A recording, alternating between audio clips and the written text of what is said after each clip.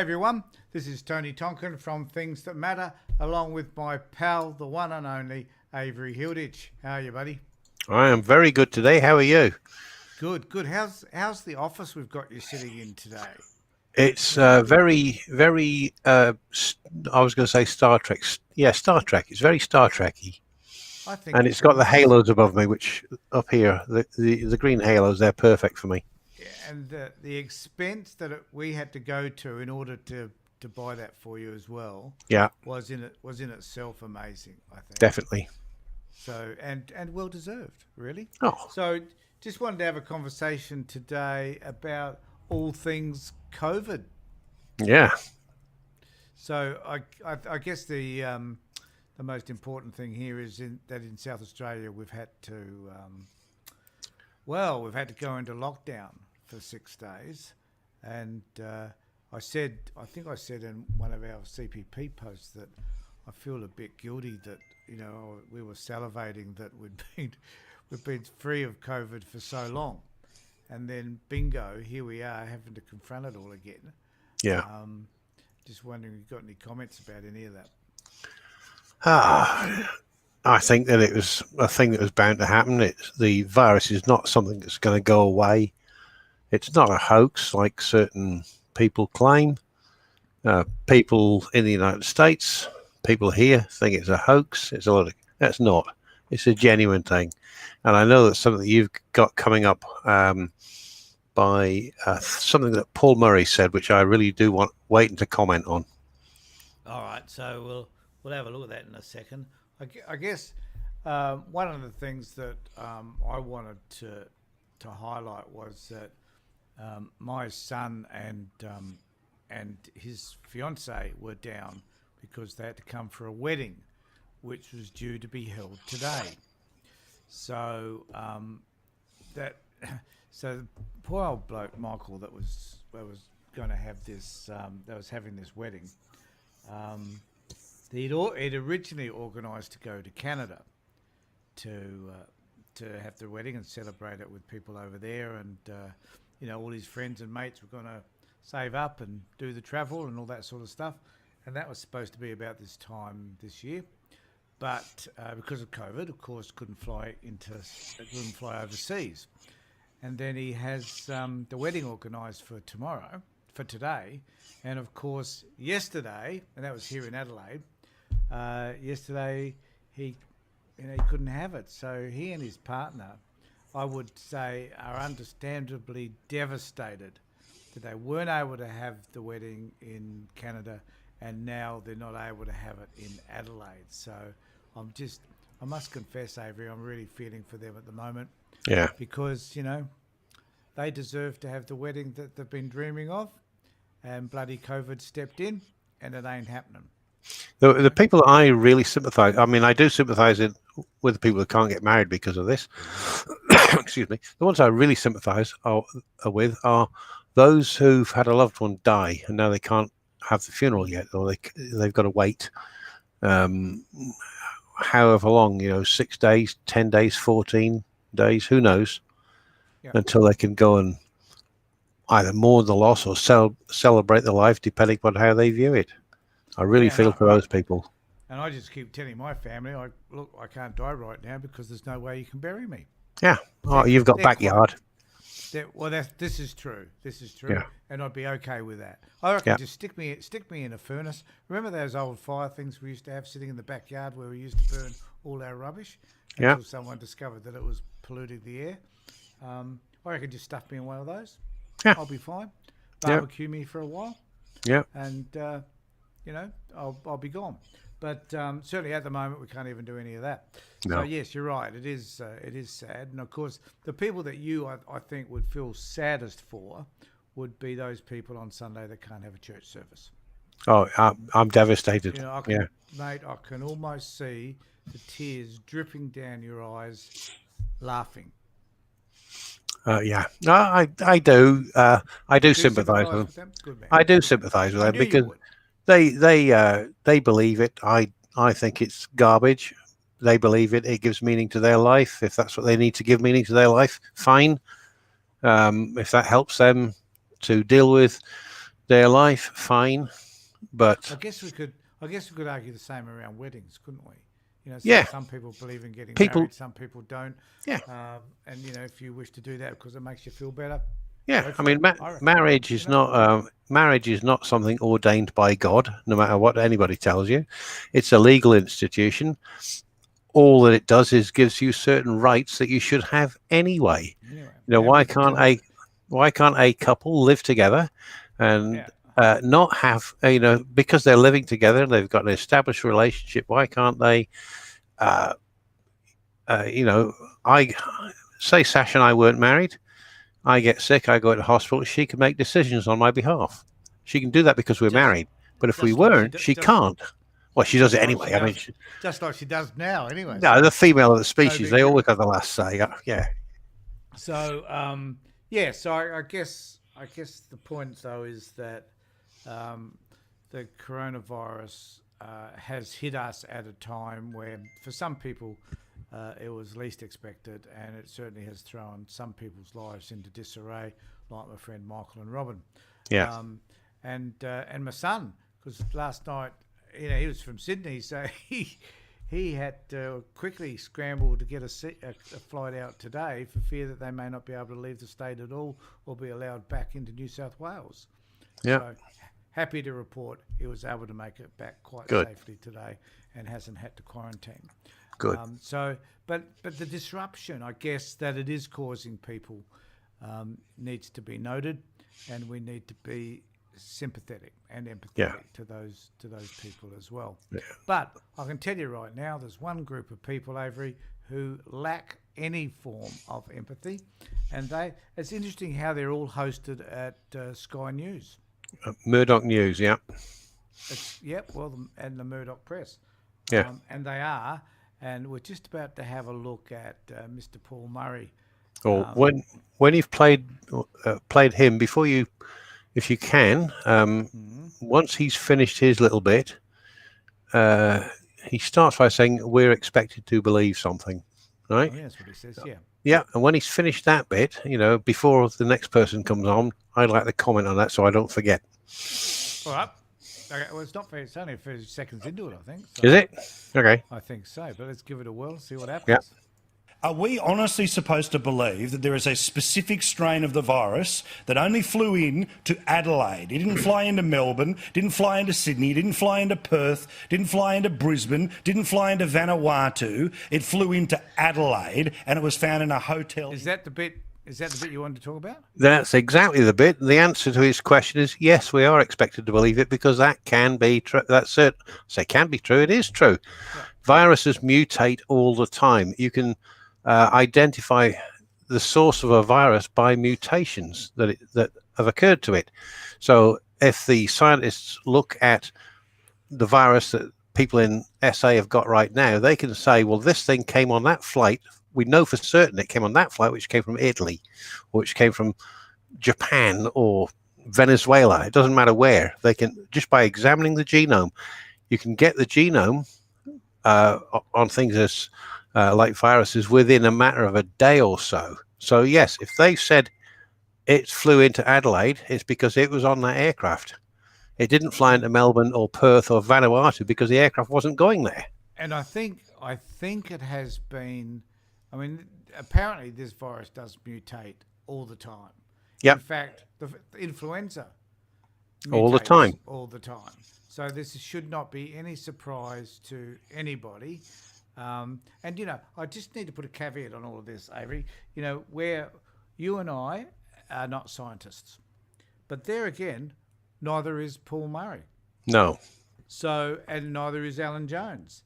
But the thing that annoys me about these guys is they speak with an authority that virtually says, I am the authority, when in actual fact they are so far from being the authority, but they act in an authoritarian way about stuff they know bugger all about. Yeah, listening to Paul Murray there, it strikes me that if I'd been in the same class as him at high school, he'd have been the one sitting in the back during science lessons, laughing and joking around and throwing spitballs at the teacher and things like that. Yeah. He's got no understanding of science and definitely no understanding of evolutionary biology, which I have And studied. that's well, and you're far more studied and learned than I am. The point is, though, that none of us, are the experts in any of these No. fields. So, so to think that they think that they are just blows me away. Like, where Yeah. the hell's that coming from? So let's hear. Do you want to hear what other pearls of wisdom Mr. Murray has to say? Go for it. Adelaide. Yeah, well, look, Paul, even if there is this specific strain and even if it transmits quicker or whatever, let's remember and let's be really frank about this. This is not Ebola, okay? For the vast majority of people who contract this, it's not going to be that huge a deal. That's why you don't lock down entire populations. You secure your nursing homes. You secure your vulnerable populations. That's the problem that they had in Victoria. That's why there are 800 people who won't be able to cast their ballot at the next election because of the way it was mismanaged down there. Good point. What they're doing in South Australia, I think, is just, it's beyond the pale. And let's also think, hotel quarantine, and maybe I'm biased because I'm in it right now and have tested negative. It's fabulous. At this point, they lost him. Yeah. So he was in hotel quarantine, and clearly the internet wasn't as good as what it should have been, Yeah. and they lost Yeah. him. But this Probably a this virus. idea- it could have been. It could Yeah. have been. But I Yeah. guess this the notion that that somehow what we're doing in South Australia is totally wrong. Given that we've taken an extreme measures in terms of the shutdown, is and that it is somehow beyond the pale. Like, Yeah. what in the hell is he talking about? Yeah, well, him and Paul Murray, Miranda Devine, Andrew Dolt, Alan Jones, they all give me the impression that what they consider most important is the economy, not the people. And the people are what count. The economy is important. I'm not going to deny that. We need to have a good, healthy economy. But if we haven't got good, healthy people, your economy is nothing. Wait till I've got a shot. I don't know where it comes from in these range of videos I've got, but I've got a conversation or an interview with Pauline Hanson, and you're going to love it because she brings out all the old shit, about people over the age of whatever aren't worth considering. If you're 100, Yeah. you're going to die anyway. Yeah. Well, if you're 50, you're going to die anyway. If you're 2, you're going to die anyway. Yeah. Just a stupid argument. But okay, let's just hear what else this jerk has. Oh, has bad internet. Yep. It has bad Wait, internet. It might have good it is medicine, but it's got bad internet right now. So we've got to refresh and see what happens there. Pauline, again, right? Can I just play another grab of Premier Marshmallow, right? Because he's going to do the Daniel Andrews, right? Which is 2 updates a day on all the TV networks, and they're all sitting there, but waiting on bated breath. I repeat, the example is the Crossroads Hotel, more than 30 cases. How about this thing about Premier Marshmallow? It's an ad hominem. We do the name calling stuff because we don't necessarily like Yeah. him, even though I do need to remind them that he's on the conservative side of politics. But because he's choosing a harsher view around the lockdown, suddenly he's someone that we can't like. Yeah. And that he's doing 2 interviews a day. Well, he isn't. He's doing 1. And the Yeah. other funny thing is that that with Marshall, have you noticed that when he stands in front of the camera, he is so eager to leave. Like Yeah. he doesn't want to take questions from anybody. And today he was kind of edging his way away from the microphone as best he could. But people kept on saying, "Hey, Premier, come back. I need to ask you a question." And he had to stay. Yeah. And he wasn't enjoying it one little bit. Yeah. Bastard. Well, Paul Murray there, referring to the Premier as Premier Marshmallow, that is called an ad hominem. Instead of addressing what he's doing, he's attacking the person, right? He's saying that this is wrong. He's not saying what's wrong, why it's wrong. He's not saying why. This is how I would approach it if I was the state Premier. If I was Premier Paul Murray, this is what I would be doing in that situation. He's not doing that. He's just attacking Premier Marshall. And the thing is that if it's a good indication that the person who's making that type of argument has got no argument. Without a doubt, because, Yeah. and I guess that's because we didn't hear one. Yeah. To start with, but none of these guys do. You know, they don't present an alternative. They may disagree with what's being done, but there's no suggestion about what could be better or Yeah. what sort of science they're going to use that is better than the science being presented at that time. They often try. I've noticed that. I noticed that in America. They often try and bring on these other experts who aren't experts in this particular field at all. It's like the friggin', you know, that guy that's doing the coronavirus thing, the COVID virus thing. Yeah, the radiologist. Trump's camp, the radiologist, yeah. Yeah. Like, he's got nothing to do with epidemiology or anything. So, but they don't. You know, you'd think that if you're running a professional television show, not one like ours, but one like them, that you would bring in people that had some sort of level of expertise that would support the argument that you're making. Well, they don't. They just present this crap. You could get somebody like Dr. Anthony Fauci in the United States and sit him down with Paul Murray, and Paul Murray would deny everything he's saying. He'd say, no, you're wrong. He wouldn't tell him why he's wrong. You could do the same with Fauci and Miranda Devine or Andrew Bolt or Alan Jones. And if that person, Fauci, was able to get a word in, right, they would be, those people would be saying, no, you're wrong. You don't understand this. This is all wrong. And yet the person who does understand it is the epidemiologist, not somebody who's spent 4 years studying to be a journalist. Yeah, spot on.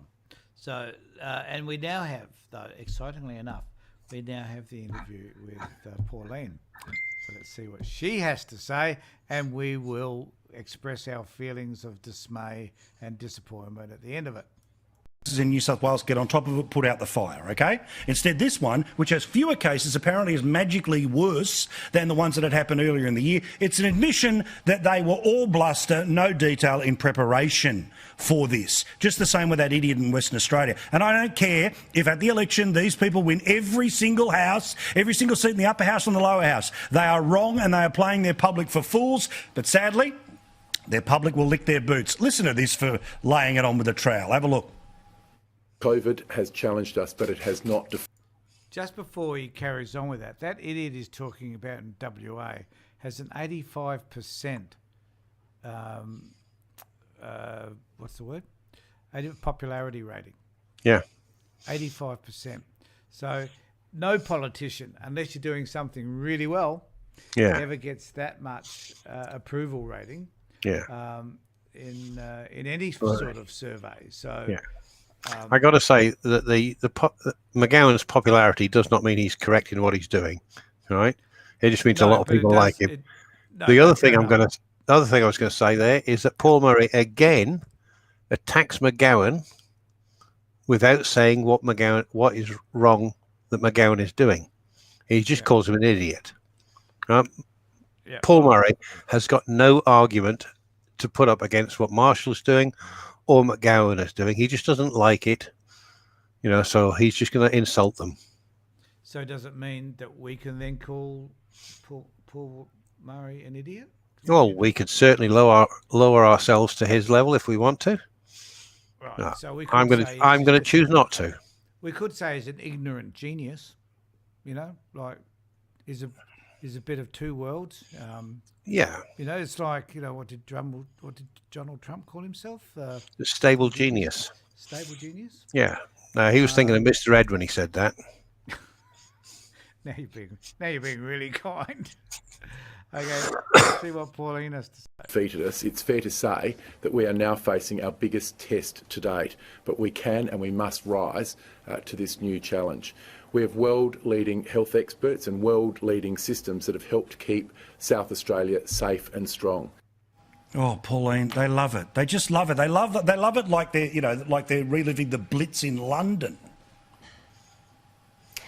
Paul, I am so furious over this whole thing. I just need to say, Avery, I don't know of anybody around at the moment who did go through the Blitz in London.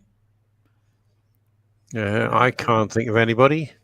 You know, I don't know how many people there would be that actually were in London at Well, the time who now Blitz- live in Australia who went through the Blitz. Yeah, the Blitz really finished around about 1943. The bombing went on, but the Blitz itself really finished. It went on till basically about February 1945, bombing of London. So how? But so the Blitz how are itself we- was 63, 83 years ago. There's not going to be many people around now who would remember that. They'd be centenarians. But apparently it's like we're reliving the Blitz. Yeah. So now I'm sorry, but that's a stupid comment. Yes. That's Yeah, just it is. stupid and It is. ignorant. So we can call the comment. We may not call them idiots, but we Yeah, call their definitely. The comments. comment is stupid. It is ignorant. That's it. Right. And why would you say that anyway? But Paul is a About smart the guy. COVID. We had about 900, I've heard two reports, between 900 and 1,200 people last year that died because of the flu. Did we lock the country down? No, we didn't. A lot of people actually have the COVID, but they are not aware of it because it doesn't affect them. COVID affects, on average, the person who is 80 years of age or older. These people were possibly ready to... Right. Just need to say, here we are with Dr. Pauline Yep. bringing out a stack of information which is founded on bugger all information. Yeah. It's false. And which is making connections with stuff that has been disproven. Yep. You know, this notion around the fact that COVID-19 is no different from the flu.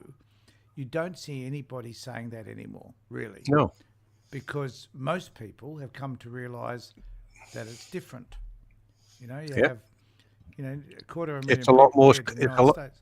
It's a lot more contagious. Yeah. A difference. There is a difference between COVID-19 and the flu. Is that I can go down to my GP right now and get a vaccination against the flu.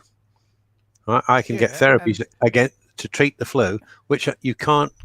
Well, at the start, you certainly couldn't get. There was no vaccines. There's no vaccines right now. There were no therapies when it all started up.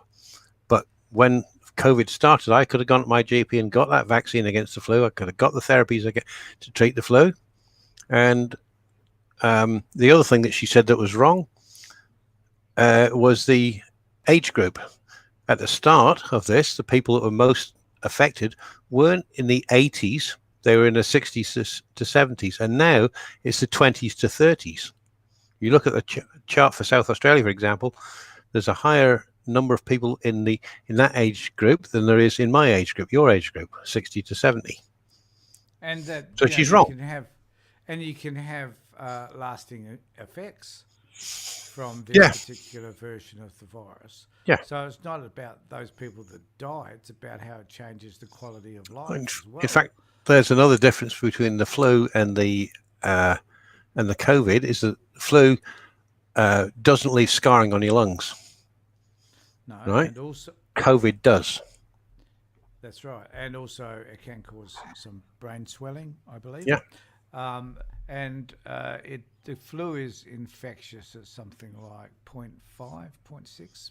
Yeah. Or something, whereas in some states in the US, its infection rate's up to 65%. Oh, that's the infectivity. That's slightly Infectivity different. rate.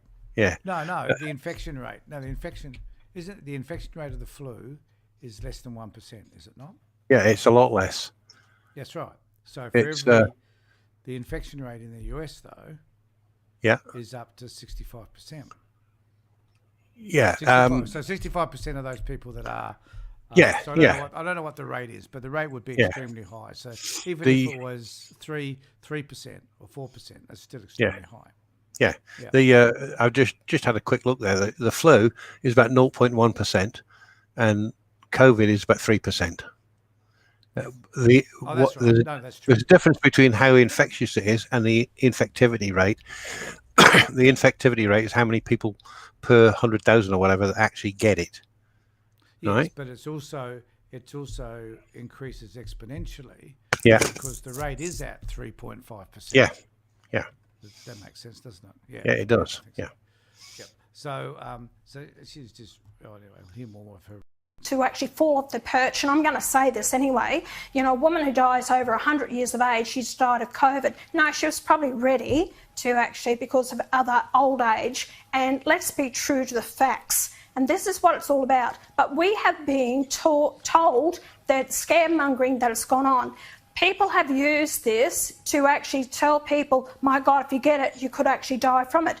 It has an impact on people who have respiratory, old age, and those problems with them. For those younger generation schools, we shut down schools this year. The impact it's going to have on our kids is, you know, who knows what that is going to be in the long term. Then you've got businesses. These people have shut down again, shutting down the businesses, and those people will never recover again. We've destroyed our economy. We've got more people with health issues. We've got more people with cancer problems, probably die because they haven't had the operations, what's needed. So we don't care about that. We don't care about the mental depression that's causing people. We don't care about the breakups of families because of this. It's all about they're keeping us safe. It's a load of BS, and I'd love to see an inquiry, a royal commission into this to actually tell us what these people actually died from. They died with the COVID, not because of the COVID. Okay. Another scientific genius They gave there. her 2 minutes. They gave her 2 minutes to rant and rave, and during none of that did Murray interrupt her and say, "You're speaking crap." No, well, because she's singing his song there. He believes exactly the same sort of garbage that she's just been spouting. So it did. I mean, I could hear him in the background going, making little noises like that. So agreeing with her. I thought that was you agreeing with her, mate. I lost count of the number of things that she said that was wrong there. People. I mean, she started by older people. 100-year-old person. Yeah, you'd expect that person to die, right? At that sort of age, you expect it. But that 100-year-old person can still be killed by COVID, right? She's implying, if not outright stating, that a school kid's not going to die from COVID. She's wrong. Kids have died. School kids have died because of COVID, right? It doesn't matter what your age is, whether you're, a newborn or you're a centenarian, you can be killed by COVID. She is wrong. And she is, she's another one that I'm convinced sat at the back of the class just smoking and something, not paying attention to what the science teacher was saying, because she doesn't understand it either. It's clear that Murray doesn't understand it, and she doesn't either. And I can't understand what their agenda is. You see, what a conspiracy theory it must be to say that the whole world has been encaptured by this notion of a virus which either doesn't exist or doesn't harm people in any significant way. I'm just wondering how do they, in their minds, justify the extent of this virus and how it's impacting people's lives? They're not. How do you? They're not justifying it. They're denying it. Well, how do they justify their denial? By spouting bullshit like Murray and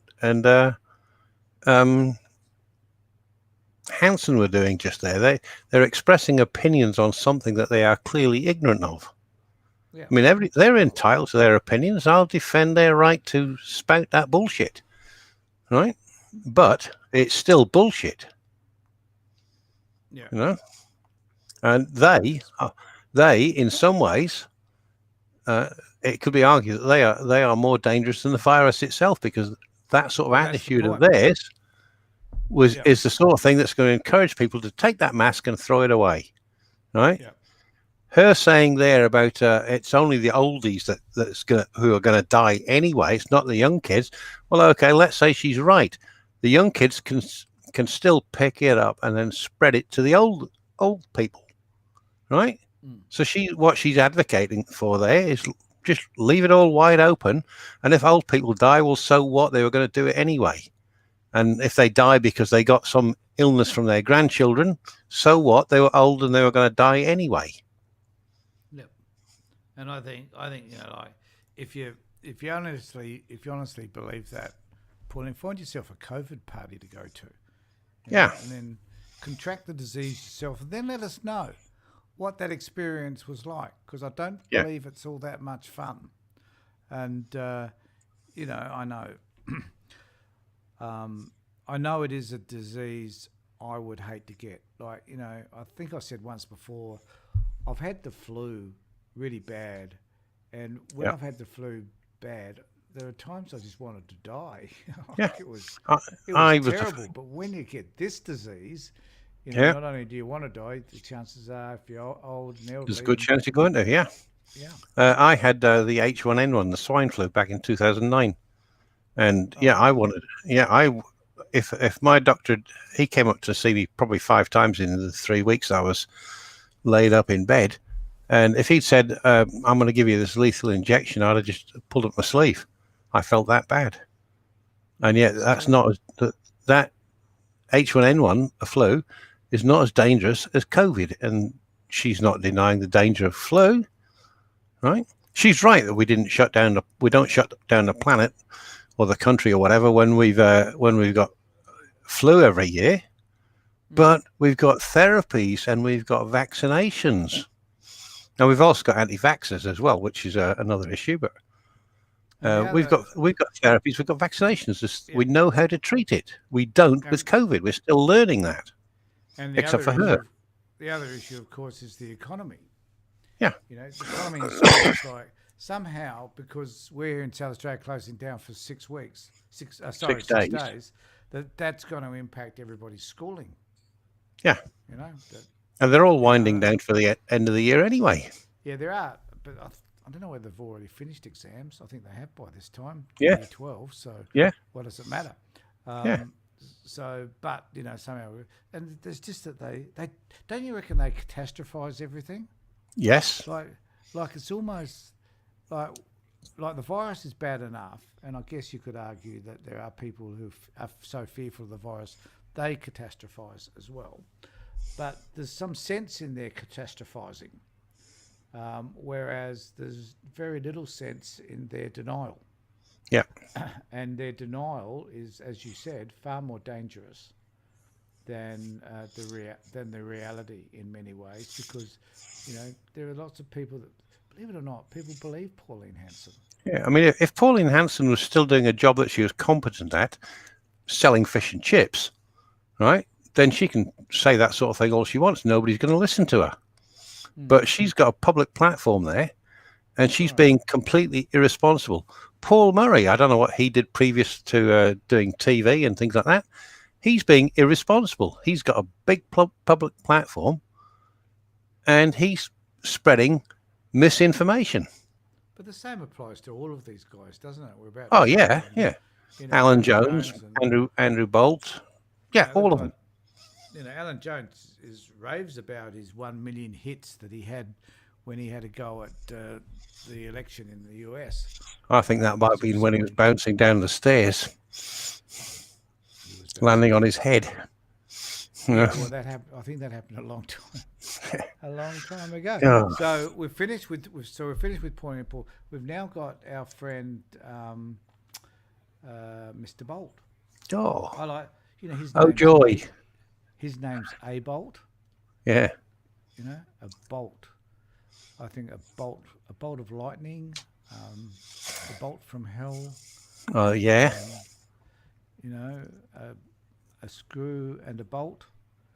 I think I can think of plenty of things to go with bolts. Right? Yeah, I tend to replace the B with a D. Oh, okay. Andrew Dolt.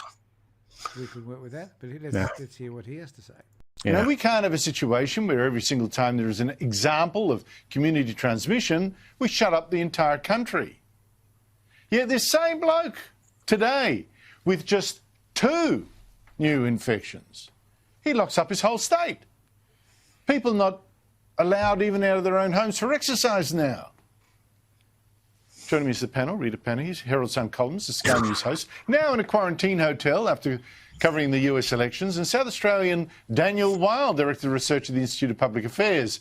Where are you now, Daniel? You back in Victoria or caught up in this one? Do you know what this Research of Public Affairs is? Well, he's a right-wing think tank. Is that yeah, I've got no idea who they are, but Bolt there, he's just called in two of the world's preeminent epidemiologists.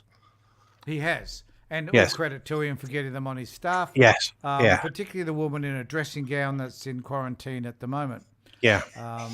Panahi is no different to my least favourite person on the planet, which is not Donald Trump, it's Rowan Dean. Oh, Right. well, I think we do have Rowan Oh God, no. later on. I'm glad we've got all your favourites here. Oh, Avery. yeah. I feel like I'm What meeting a- a need. What have I ever done to deserve this? Well, obviously you've And seen Andrew Bolt there. Oh God, what was it he said? He was talking about shutting down the country for two people, right?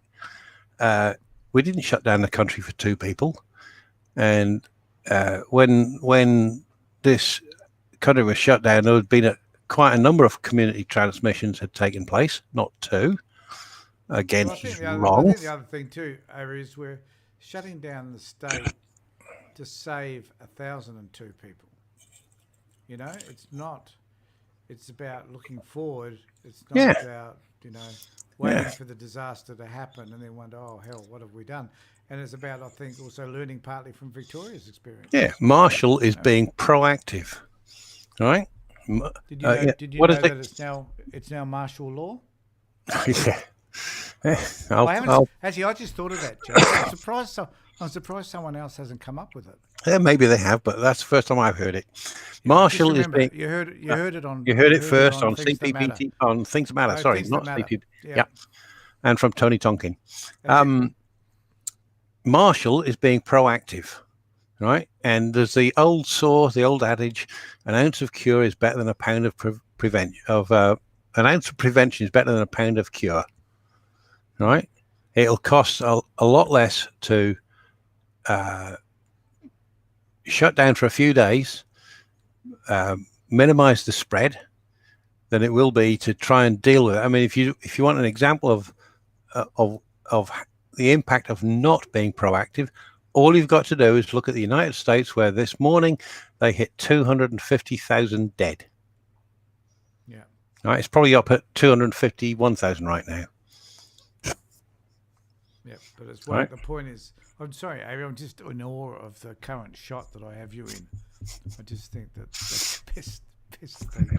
I actually like this one as well. I popped this one up.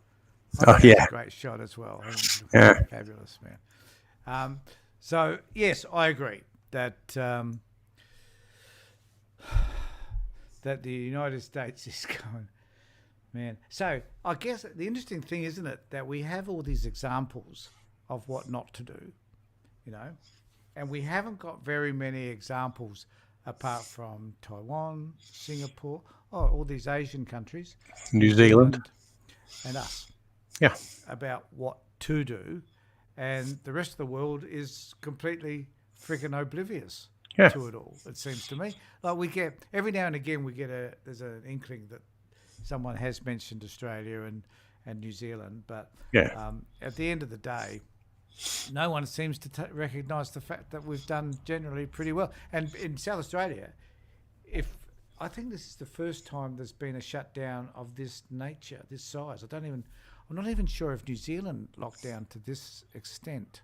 I don't know. But I did hear. I think I heard Marshall say that this is the first time it's happened in this way.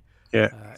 And so, and if it is successful, then suck it up, rest of the world. Yeah. We've been able to do it. So Yeah. Let's hear what else these wonderful people on Sky are saying. No, caught up in this one, Andrew, in the Sky studio here in Adelaide, which I will only be able to do for the next 5 hours as we enter what is the harshest lockdowns ever seen in the history of the state, Andrew. Well, I'm trying to feel sorry for you. You jumped the border to escape Victoria's lockdown, and look where you've ended, frying pan and fire. Why the 180-degree switch, do you think, from the Premier after just two new infections? Well, the first thing to say, Andrew, is we do know this virus can get out of hand very quickly, so it needs to be taken very seriously. But the issue here, Andrew, is the first statement from Stephen Marshall is the right one. That was a statement that would be consistent with the successful approach used in New South Wales. So if you have a risk-based, proportionate, targeted approach to managing any outbreak. The second statement from Stephen Marshall that you put up there, and the statement that is informing these very harsh lockdowns in South Australia, is in line with the failed Victorian strategy of Daniel Andrews. And what I would say, Andrew, is that Stephen Marshall should not be taking his cues from Daniel Andrews when it comes to how to handle the coronavirus. Now, this gets to a much bigger issue, which is the fallacy of the elimination strategy. We know, Andrew, and you've discussed this many times, and we've discussed this together, that elimination is not the right strategy to pursue because it necessitates lockdowns in response to low-risk localised outbreaks like we're seeing in South Australia. Instead, what we need is to have a much more targeted approach and not shutting down entire cities or entire states in accordance with these very, very draconian measures. Rita, how do you explain... Do you want to just any comments or any of that? That sense that it's a draconian measure. Is that an indication that it's a measure that's over the top, that it's unreasonable? Well, he is saying that it's over. When he's saying that, the way he's saying it, he's saying this is over the top. Is it draconian? Yes. Is it over the top? No. I don't think it is. I think shutting down if he'd said we're going to shut down for 6 weeks, then yeah, that would be over the top because it is a small number of infections. But it's shutting down for 6 days. And the main reason they're shutting down for 6 days, which none of these people have said, either Murray, Hanson, Bolt, or this guy just now, I didn't catch his name, Marshall said in an interview yesterday that the reason he was shutting down the state was because to facilitate the contact tracing that they've got to do. Keep everybody indoors for the next few days while they contact trace, mainly from the people that were impacted by somebody who went to a pizza place in Woodville, and then spread it to. They worked at Pepper's Hotel. They went to the pizza place, took the pizza to the Stanford Grand in Glenelg, and from there it spread out. And there's something like 4,000 or 5,000 people that they believe are impacted. They want to trace them all. So what Marshall said they want to do is keep them all in their house while they contact them and test them and things like that. And that's why he didn't. They say 14 days for quarantine, but what they said for the shutdown was 6 days, so they could do this contact tracing. Yeah, and I think that's the key to it all, was trying to. So there's 100-odd people, or quite a few people anyway, that were part of this contact tracing, and also I think it was about letting the public know where these people that were positive have been, so that those people that have been to those locations on those dates could then go and get tested and make sure that they're safe. And this is the reason why I've got the 6 days, because I think overnight there were only two more positives out of the most number of people that we've ever had tested. Yeah. So we see, this all seems positive and heading in the right direction. And I think the other thing that needs to be noted here is that the public in general accept these sorts of draconian notions, and that there are very few objections around how this is being implemented. You know, I mean, my biggest complaint is that today I ran out of coffee. So, oh God. So you know, so that's a matter of necessity to have to go out and get some coffee. Yeah. But my daughter doesn't want me to go out because I'm an old fart and she's fearful that I might get the virus. Yeah. So I said, well, you go out there and you can get it yourself. But I guess if you're not fearful, she'll bring it home to you. Well, that's probably more to the point, to be honest. Yeah. But I guess the point is that the community. When the community accepts an idea and they know it's for the general good, well then, you know, I think that's fine. Yeah. I think that if you know, as you said, if they went for a 6-week lockdown, well then, you know, there'd be revolting in the streets. Yeah. But it isn't that. You know, we can all bear 6 days. You know, I'm disappointed. I'm missing out on golf tomorrow. Yeah. You know, I am. But I know that hopefully next week, maybe I'll be able to go out and have a hit. Hey, But I'm missing we all out on make seeing my sacrifices. grandchildren. Well, that's right. We're all, you know, I missed out on my son being here for an extra Yeah. day. So Yeah. we've all made sacrifices already, just after a day or so. So, but on the other hand, you know, we anticipate that at the end of these 6 days, the news will be good, Yeah. and I see that as positive. Yeah. Let's see what else happens with Mr. Bolt and his harem. 5 infections yesterday. The other states are terrible for, you know, closing their borders to us. 2 infections today, and he closes down his whole state. It is contradictory. It is confused. He said today that they've got it under control. They think they've contained this outbreak, which is only a couple of dozen infections, not a couple of dozen deaths, just infections.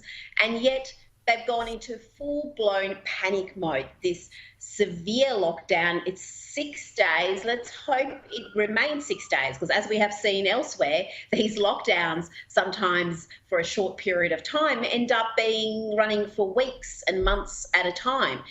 Because if you do have an unofficial eradication strategy, that's what you have to do. If there's even a single infection out there, you take these draconian measures and you don't pay any attention to all the consequences. I'm not just talking about economic consequences. We've been across that. But I just have to stop there. I haven't got much of this to go, but God, Thank she's God for talking that. crap. Yeah. Good, don't you think? Oh, I won't play anymore because she's just talking through her ass, man. There's nothing about anything that she said which made sense, because, you know, like, I believe she can't criticise this, but she's there to criticise it, and she just can't formulate an argument. That is it with Bolt and the other guy that's there, and her, Murray and Hanson. They're all talking about a subject that they do not understand. Yeah. Right? They do not understand the science behind it. They don't understand anything to do with why you would want to shut down the state. All right? Much better to shut down the state, as I said, for 6 days while you do the contact tracing for those 23 of the people, the 23, 24 infections that we know we've got. You need to contact trace them. Who have they been in touch with? You need to contact trace the people that were on the aircraft that brought it in, right? Once and like I said, that number Marshall said yesterday was something like 4,000 or 5,000 people. So that's a lot of people that they've got to chase down, right? And if you just say, yeah, everybody can carry on doing what you want, right? If 10%, if 50 of them, if 10%, if 1% of them, 50 of them had were infected, right? And you let them go, you just let them wander around the streets in Adelaide. How quickly is it going to be 50,000 that are infected? Yeah, that's right. And the answer is within a week or so. That's right. And it sounds like, you know, it's exponential. Yep, and I guess we're going around in circles, but it's important to be able to identify, I think. Look, I think the reason why I like some of the stuff we do on this channel, Avery, is that it is a voice that argues against some of the crazy stuff that comes out of Sky. Yeah. And you know, frankly, even though we have, you know, 1 or 2 people watch us, and, you know, the reality is you and I just enjoy having these chats, we're just making them public. But the reality is that very few people offer the challenge that we're offering, I guess, against some of this thinking that we know is just crazy shit, really. Yeah. But someone needs to make a stand, and at least we're making an effort. It's a small, minute effort, but at least we're making an effort. I would like to see somebody share this with Paul Murray. I'd like to get Paul Murray on this show. No, I wouldn't. I don't think. Yeah, Would you absolutely. want to waste our time with him? Yeah. You got to face the enemy. You got to, you know, you got to talk to him and let him spout his bullshit. Then you got to pull it apart. Yeah. Okay. Right? And you Well, can't, and you can do that by having his videos, the recordings of what he's doing. You can do it just in front of him, with him sitting right in front of you as well. Right? Yeah, and look, I'd be more than happy to do that. So if someone just would like to send this on to Paul and is not doing anything at any particular time, day or night, we'd be happy, Avery, to bring him on and make him part of this production. Would we? Yeah, definitely. I mean, he spends all day stroking his ego. So, you know, aren't I a good guy? Don't I know a lot? Well, if you want to just refer to it as an ego, that's fine. Yeah. But who knows what is stroking? But what I do want to say is, I hope that's not. I hope that there aren't any children watching this show, because you know sometimes the language. Well, you just set the rating on the YouTube, so when you publish it. I did. It's not for children. But what was I going to say? So I had a couple of other videos to go, but we've spent a lot of time talking about this. But we might just do them tomorrow. Shall we? Yeah. Should come back tomorrow and talk about the US election, unless something specifically comes up about COVID from one of the other news networks that's worth noting. Then we'll talk about that then. Yep. So, so thanks very much, Avery. So enjoyed it. I just want to put this final shot up of you, because I think that is absolutely fabulous. And then we've got this other shot of you where you're just this fabulous face in the dark. Don't you think that photograph? We should take that photograph. Yeah, say if I could sing, I would start giving you Bohemian Rhapsody right now. Okay, I think that's probably a good time to finish off. No, you definitely don't want to hear me singing. Definitely don't want that. So we just want to say though that before we toddle off, that if you haven't already, and you think that some of the garbage we spout is worth listening to over and over again, then perhaps you might like to subscribe. And if you really like that particular video, ring the bell so that you can get notifications about any of the other stuff that we're doing. So again, thanks, Avery. Glad that you could be on board. Really appreciate it. And we look forward to catching up with you tomorrow to talk about the US election in greater detail as well. Yep. Thanks, everybody, for being here. Be kind to yourself and be safe. Bye, everybody.